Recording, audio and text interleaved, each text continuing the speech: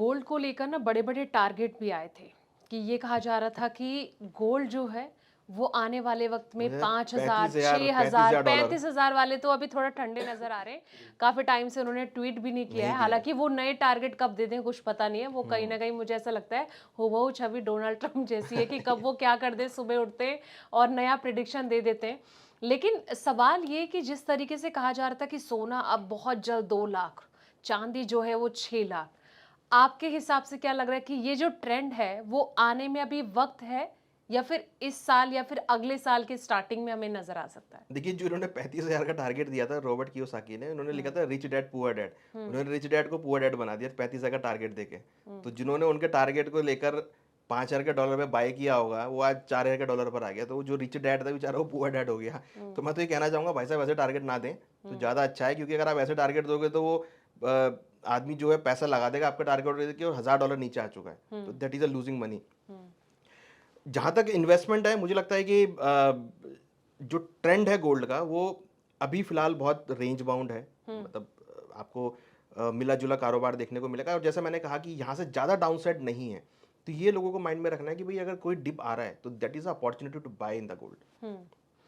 चांदी आने वाले वक्त में बहुत तगड़ी उछल सकती है।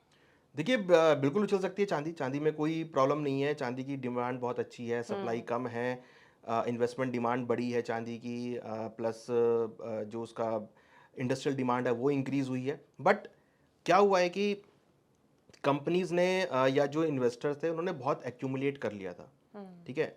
चाँदी कोई ऐसा नहीं है कि आपने आज एक्यूमुलेट किया और आपने आज यूज़ कर लिया। हम्म। आपने पिछले 6 महीने दबा के आपने बाय किया, बाय करने के बाद अब आप उसको यूटिलाइज़ कर रहे हो। देखिए, एक कंपनी, सपोज़ एक कंपनी एक्स है, उसका प्रोडक्ट है, चाँदी का वो प्रोडक्ट बनाता है। हम्म। अब उसने प्रोडक्ट एक्यूमुलेट कर लिया, अब उसको जब तक उसकी इन्वेंटरी खाली नहीं होगी तब तक वो दोबारा बाय नहीं करेगा। जब हम्म। तक उसने चाँदी ली है, क्योंकि हमने ये देखा कि बहुत सारी ऐसी कंपनीज़ हैं जो प्रोडक्ट बनाती है जिसमें चाँदी यूटिलाइज़ है, वो इलेक्ट्रॉनिक्स की हो, चाहे इलेक्ट्रिक की हो, चाहे चिप्स की हो हम्म। या बैटरी की हो या ईवी की हो, सबने ले ले लिया चाँदी। अब वो पहले उसको इन्वेंटरी खाली तो करे, तभी तो बाय करेगा वो। हमेशा कैसे बाय करेगा? जब उसकी इन्वेंटरी खाली होगी, उसका माल बिकेगा, फाइनल हाँ। फिनिश गुड, तब जाके वो बाय करेगा। और ये पूरा साइकिल जो है वो कई बार 1 साल तक हो जाता है। अब हम्म। जैसे सुनने में आया था कि सैमसंग कंपनी ने बहुत क्वांटिटी में बाय करा था, हम्म। ठीक है? चाइना ने बहुत क्वांटिटी में बाय किया। बाय किया है उन्होंने, इंडस्ट्रियल कमोडिटी बाय करी है उन्होंने, इंडस्ट्रियल को यूज़ तो करेंगे, हम्म। इंडस्ट्रियल को यूज़ करेंगे, जब वो इन्वेंटरी खाली होगी तब दोबारा बाय करेंगे। तो हम्म। अभी अगर आप देखेंगे तो इस टाइम पे सबकी इन्वेंटरी फुल हो चुकी है।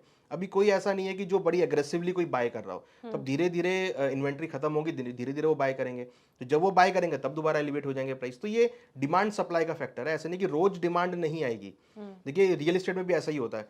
आपका कोई जब आपकी जेब होता है कि भाई ठीक है, मेरी डिमांड पूरी होगी, तो आप नहीं बाय करते हो, हम्म। ठीक है? सिमिलर काइंड ऑफ थिंग है, कमोडिटी है। इसका बेनिफिट ये है कि ये आपकी कभी जंग नहीं लगता इसमें। तो हम्म। आपने अगर बाय करके रख ली एक साथ में, तो अब उसको पहले यूटिलाइज़ करेगी कंपनी, जब उसकी इन्वेंटरी खत्म होगी तब वो उसको खरीदारी करेंगे। तो हम्म। अभी फिलहाल स्टेबल है, क्योंकि डिमांड नहीं है इंडस्ट्रियल। हम्म। जैसे इंडस्ट्रियल डिमांड उठेगी दोबारा से, तब इसके प्राइस दोबारा एलिवेट होने चालू हो जाएँगे। हम्म।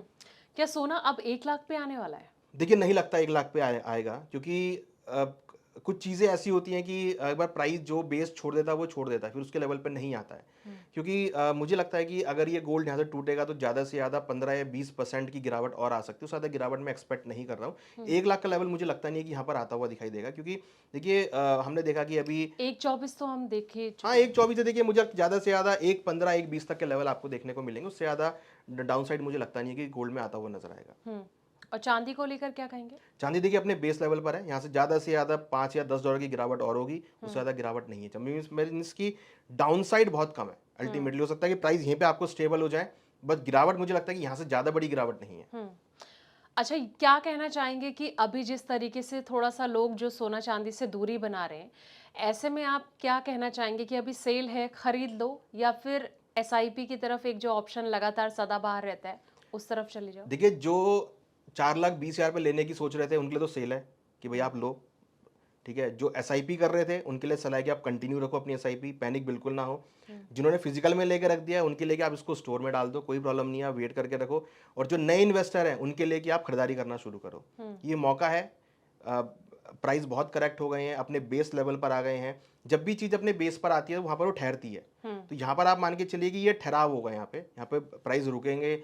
आपको थोड़ा सा वो होता है ना कि अब आप एग्रेशन में है कि नहीं यार प्राइस बढ़ने चाहिए, तो आपको थोड़ी इरिटेशन भी होगी, यार बढ़ क्यों नहीं रहा, बढ़ क्यों नहीं रहा, बढ़ क्यों नहीं रहा। तो वो सब चीज़ें जो है ना, वो कहीं ना कहीं इन्वेस्टर का मोमेंटम लूज करती है। हम स्टॉक मार्केट में भी देखते हैं, आपने कोई शेयर बाय कर लिया, अब वो शेयर नहीं चल रहा है तो आप इरिटेट हो जाते हो, अरे यार ये शेयर चल क्यों नहीं रहा, उसने बोला था बढ़ेगा, बढ़ क्यों नहीं रहा, बढ़ क्यों नहीं रहा। हाँ। तो जैसे ही आप उससे एग्जिट करते हो वो बढ़ना चालू हो जाता है। हम्म। तो ये दैट काइंड ऑफ थिंग होगा, ये हर एसेट क्लास में होता है। ये बिटकॉइन में भी हमने देखा, ये रियल एस्टेट में हम देख रहे हैं, ये हम बॉन्ड्स में भी देखते हैं, सरकारी बॉन्ड में भी यही होता है। तो अब देखिए, जब भी कोई इन्वेस्टमेंट आती है वो एक लंबे टाइम के लिए आती है। आप कम से कम जो भी आप इन्वेस्टमेंट करें, आप ये माइंड में मेकअप करके चले भाई 3 साल तक मेरे को उसको नहीं देखना है। जब आप ये माइंड मेकअप करके इन्वेस्टमेंट करेंगे, तब आपको दिखेगा कि नहीं, ये मेरा बिल्कुल सही राइट इन्वेस्टमेंट था और मैंने 3 साल के बाद इसमें अच्छा पैसा बनाया।